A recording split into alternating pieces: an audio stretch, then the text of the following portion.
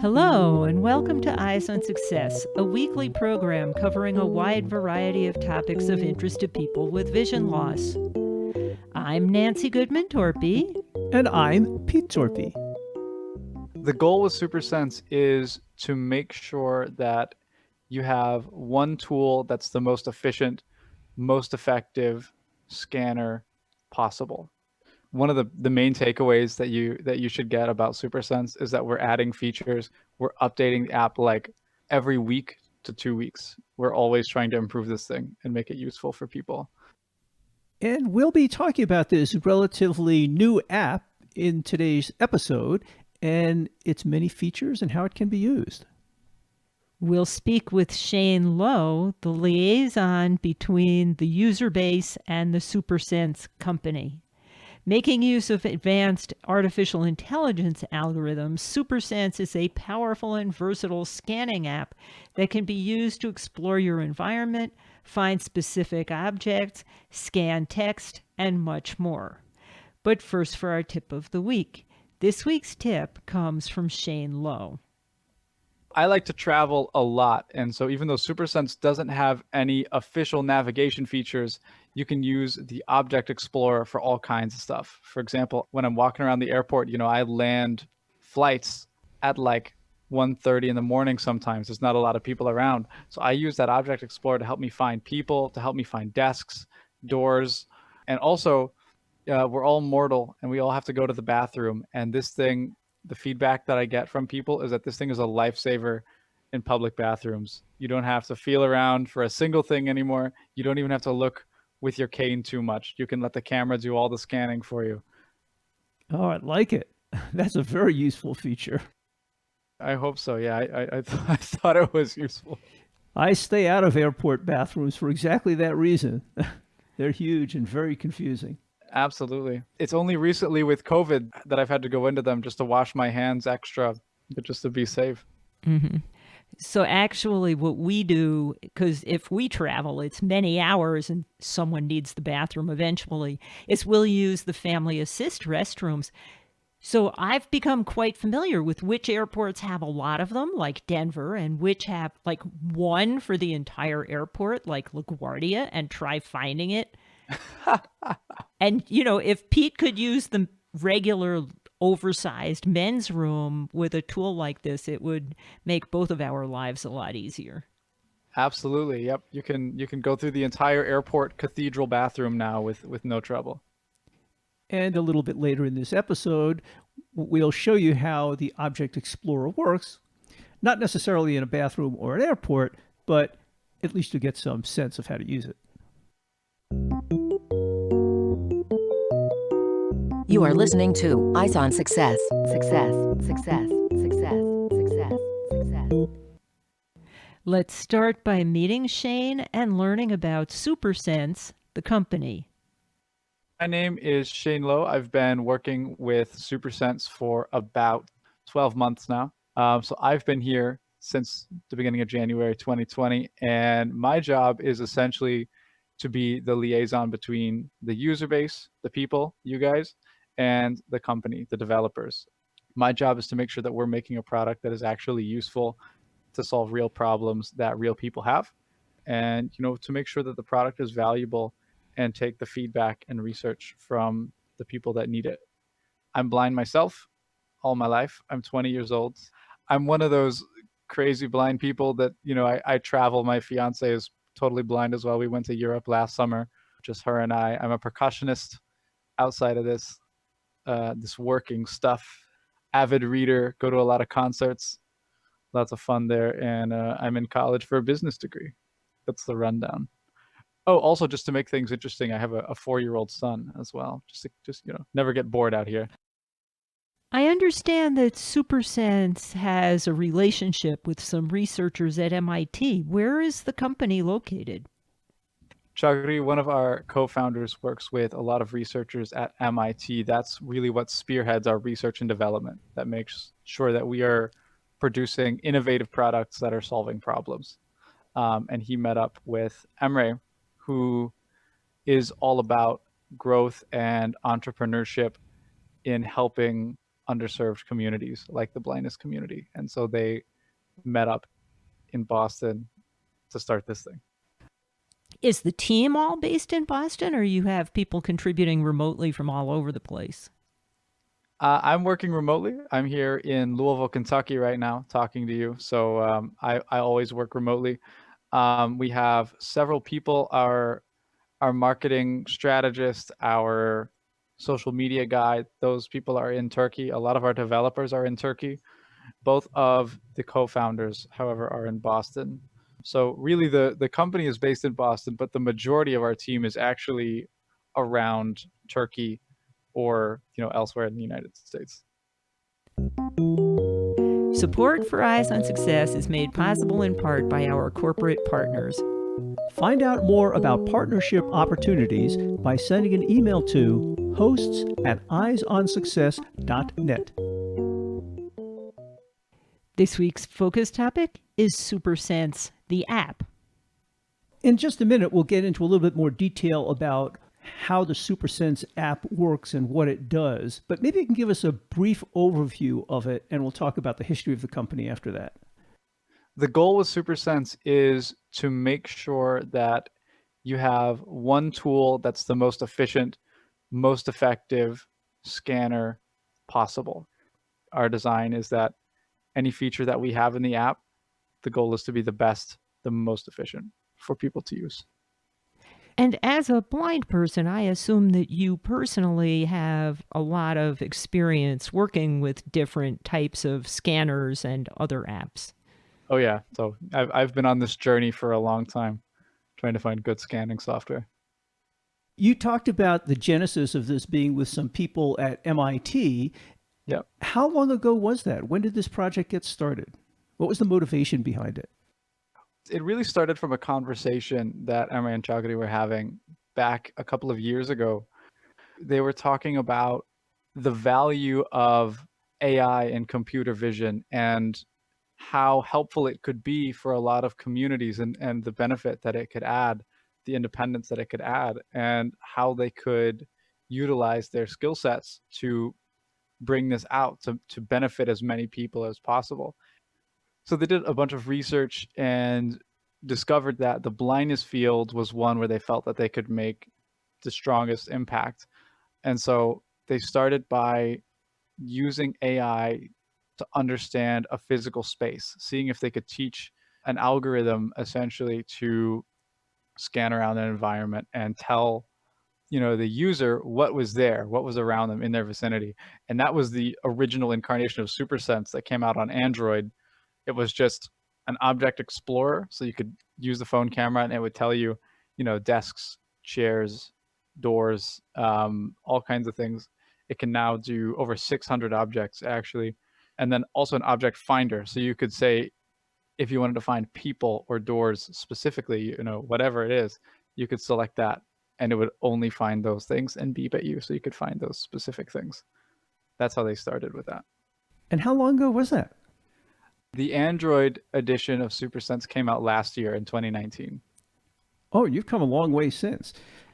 Yeah, we've evolved a lot, I'd say. You've been adding a lot too. We have. Yeah, these guys are busy. You mentioned that you launched the app for Android in early 2019. When did it launch for iOS? In April of 2020, we had the iOS release. So at this point, are the two of them staying kind of in sync? A capability for one also gets implemented in the other? They're all in sync, and we have added developers to the team to make sure they stay that way.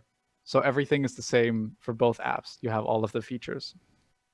So I've been playing around with the program, and it seems to me there are lots of different options. You described some of them, but it's almost like the Swiss Army knife of vision for the blind. Can you talk about some of the options and functions that the app performs? Yeah, absolutely. The goal there is to be as universal as possible. We're always adding stuff. One of the main takeaways that you should get about Supersense is that we're adding features. We're updating the app like every week to 2 weeks. We're always trying to improve this thing and make it useful for people. So after we put out that Android version with the Explorer and the Finder, we asked people what they wanted. Like, what do you feel that you need? And the biggest response we got was, we want a scanner that's reliable. I want to take my phone out and I can read anything. That's what I want. I'm not happy with the scanners that we have. I want scanning software that's better. And so we turned our attention to that, to finding ways to make AI understand text and read it more efficiently. And so now with Supersense, right now at the time of recording, we have a quick reader that's going to read anything in front of you immediately, a document reader with unique guidance system that's going to be the most intuitive that you'll find to help you get the best picture possible of anything lengthy, book pages, long, signs with lots of text, magazines. It'll cover it. And you can share and export any of that stuff as needed. We can scan currency, we can scan barcodes, we can import PDFs that are image-based, we can import photos from your library, and all of that stuff is packed into a smart scanner, which means as soon as you open up the app, you can scan anything, and it'll figure out what it is automatically, including the Object Explorer. So if you scan a chair, it's not going to try to read text on your chair. It's going to tell you that it's a chair. And then if you scan a $10 bill, it's going to tell you what it is. It's a $10 bill. And then you can go immediately to scan a book page, and you don't have to hit a single thing. It does all that automatically. And that's kind of a nice feature of the app, and it really distinguishes it from some of the other options that are available for iOS and Android devices. Most of these other applications, you have to put it in a particular mode or even use a particular application. But as soon as you take Supersense out, it sort of smartly decides, is this person looking at a dollar bill or a document they want to scan, et cetera? Yeah, absolutely. As I say, we want this thing to be the most efficient. We want this to be the next best thing to looking at whatever you're trying to scan. There should be no extra steps. You talked about how Supersense can recognize the object and then read it or not and describe it appropriately. Does it also offer advice to the user if the image is too skewed or blurred or the lighting is terrible or any of that? Yeah, absolutely. So first with the lighting, in the settings menu, you can set the flash mode, but that's automatic by default. So Supersense will automatically handle any lighting issues it will add light as needed using your phone's flashlight. So if it's too dark, it can bring light. If it's very bright, then it won't use the flashlight. It'll just use the light in your environment to take the image. And then for aiming, the barcode reader will give you some guidance beeps similar to how Seeing AI will, to help you get the barcode lined up. And also with documents, as I was talking about earlier, the intuitive guidance system, it'll talk to you. It'll give you instructions that you can understand. It'll say, move your phone a little bit away from the document, move it slightly to the left, turn to the 11 o'clock position. It gives easy to understand directions so that it gets the clearest picture possible. I was actually happy that Nancy asked that question, because earlier today, before the interview, I did a little demo that I put together where I scanned a document. And as you say, what's very nice about this app is it describes in nice plain English how to orient the camera. Most of these other apps will give you little beeps and louder and shorter or higher or lower pitched, and I never know where to point the camera. But when I scanned this document, as you'll hear in the demo, it told me, take the camera a little bit further away, turn it this way, turn it that way, and it makes it very easy to get a good picture of the document. I'm glad to hear that. I'm really happy that's working well for you. What other improvements or new features might people expect to be seeing in future versions of the app? One of the things that we're working on, we have a ton of R&D, research and development projects, and one of them is being able to put images together of documents based on a video clip. So if you just pan your phone over the document for a couple seconds, it will process all of those frames, all of those images that were captured in the video. So it's like 60 pictures per second into a really clear image of the document. So it has the potential to become even easier than this. Also, by taking multiple images and somehow stitching them together and picking out the best parts of each, the AI can be really smart. Yes. And do something incredible. Exactly. That's really nice. Exactly. Now, a lot of this processing sounds like it's pretty heavy duty stuff. Does this all happen on the phone, or is this information going to your servers? How does that all work?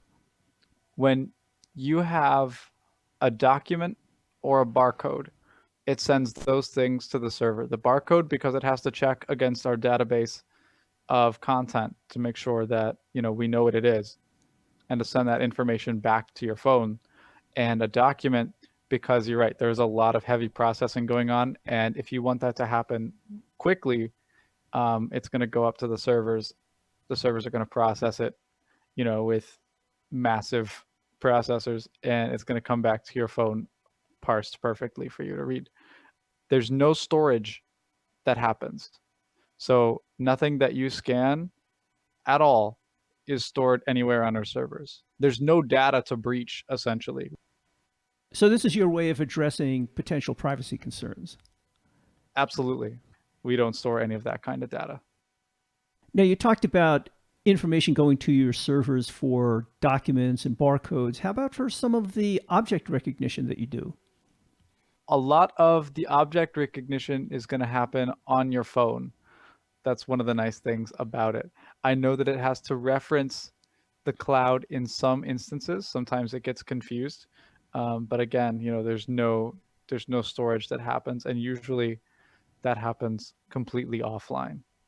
Or the AI knows what it's seeing because we've taught, what it's like a pet. We've taught it what the object is, and it can tell you what it is, and it's happening instantaneously, just like Quick Read. And I also made a demo of that we'll insert later in the show, but I thought it was kind of neat and particularly useful for a blind person because you can be sitting in a room and just by scanning your phone around the room, it will tell you what's in the room, where there are doors, where there are windows, where there might be a chair if you're looking for someplace to sit down. And that can be very handy. Absolutely. I was really impressed. I happened to walk into the room while Pete was playing with it, and when I appeared in front of the camera on the phone, it correctly identified me as having a human face. Yeah. Good thing it got it as a human face, huh? Yeah, I'm glad it got that right. We could be in trouble right now if it didn't. So how big of a team does it take to do this? This sounds like a lot of work. Absolutely. Right now, I want to say we've got about 15 people on the team. We have 7 or 8 people working on the product development side. We have a lot of developers working because this is multi-platform. We're on Android and iOS. So every feature has to go through both of those platforms at roughly the same time. So we have a lot of people working on the programming side. We also have a growth team. I work with some really incredible people.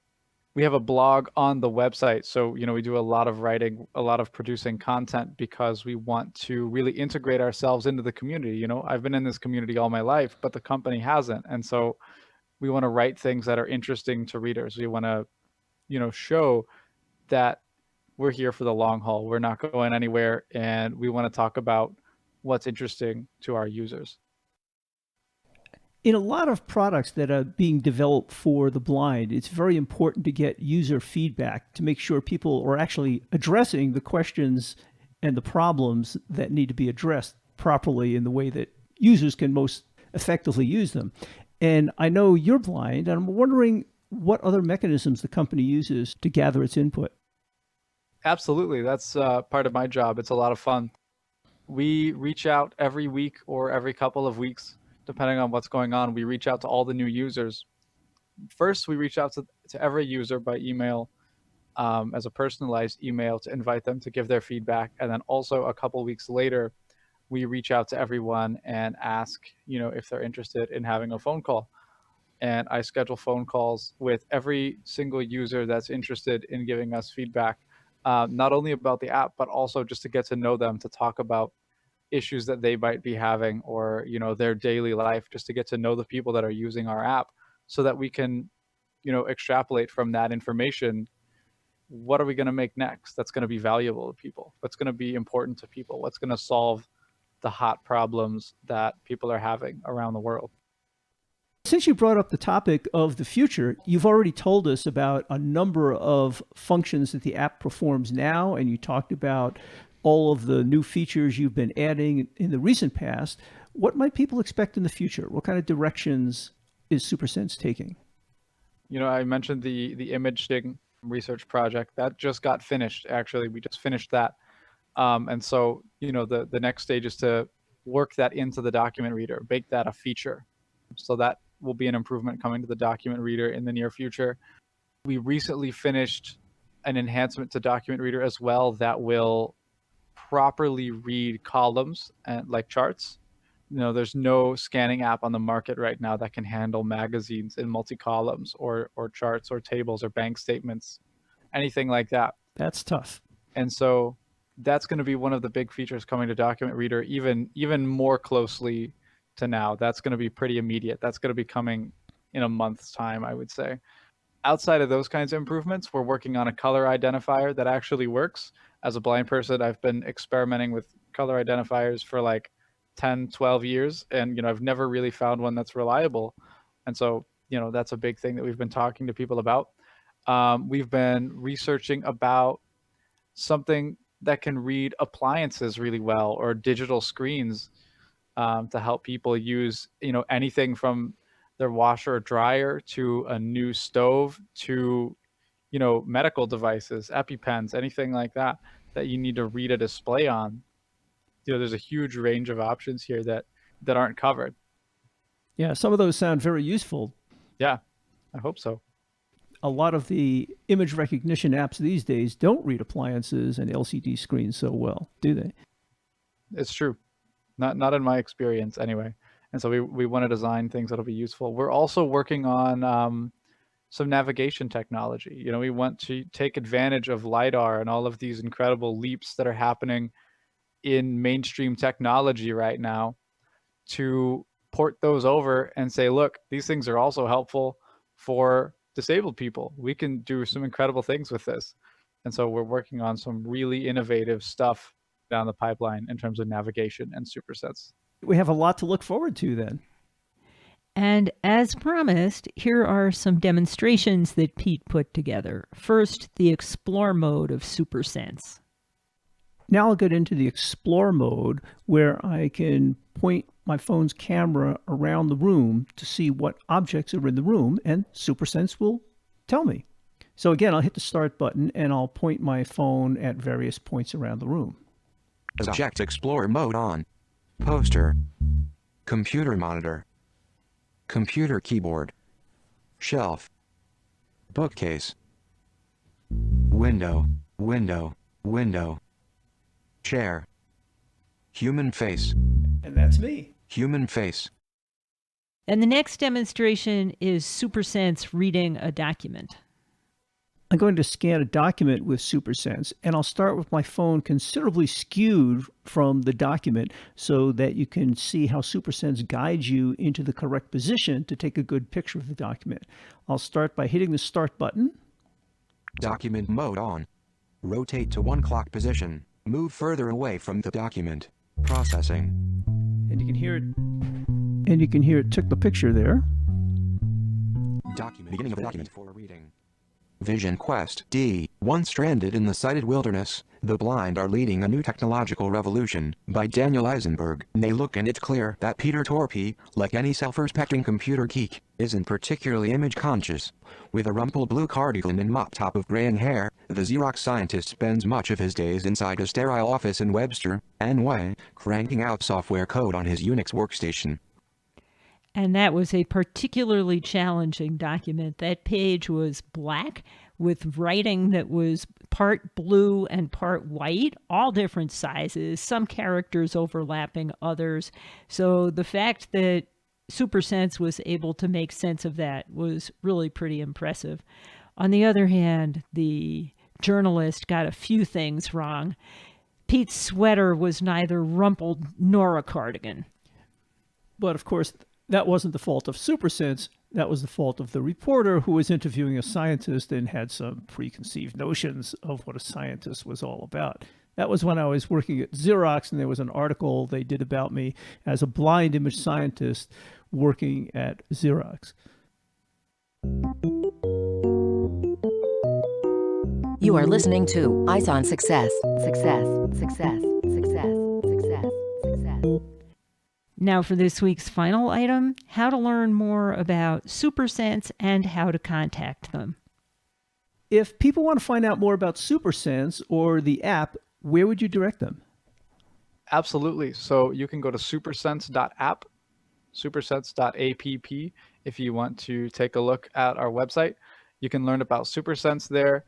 It's available on iOS and Android, so you can pull it from either of those stores. You can check our blog out on the website. It also has links to our social medias. We're on Facebook and Twitter, Supersense AI. So check that stuff out. You can request a call within the app if you need it. And as usual, you can find all of that contact information, if you missed it in the audio, in the show notes associated with this episode at www.eyesonsuccess.net. As our listeners know, there are many apps for iOS and Android devices that can be useful to help people who are visually impaired. And now that we're in the 11th year of doing this show with over 500 episodes in our searchable archive, you can use the search feature on our website to search for some of those apps if you're interested in learning more about them or what apps might be around. You can put things like iOS into the search field or Android, or if there's a specific app that you'd like to know more about, chances are we've done a show about it, and you can put the name of the app in the search field, and you'll come up with a list of episodes matching that search, along with a summary of the show and links to the audio and show notes for that episode. And remember, the show notes can also be very useful because they contain lots of contact information, URLs, and just some additional information about extra resources that might be useful about the show. That's it for show number 2103. Next week on Eyes on Success will be the first of a two-part series in which we speak with Eric Damery, Vice President of Software Product Management at Freedom Scientific, a Vispero company. And we will be talking with Eric about the evolution of access technology and his personal role in that evolution. He has been involved for over 35 years. And that was really a fun conversation we had with Eric. So you'll certainly want to join us for those two episodes. Catch you next week. You've been listening to Eyes on Success, hosted and produced by Nancy Goodman Torpey and Peter Torpey, and distributed by WXXI Reach Out Radio. You can access the full archive of previous shows, subscribe to the podcast, and much more by going to our website, www.eyesonsuccess.net. If you have questions about anything you've heard on the show or have suggestions for future shows, send an email to hosts@eyesonsuccess.net. Thank you for listening and have a nice day.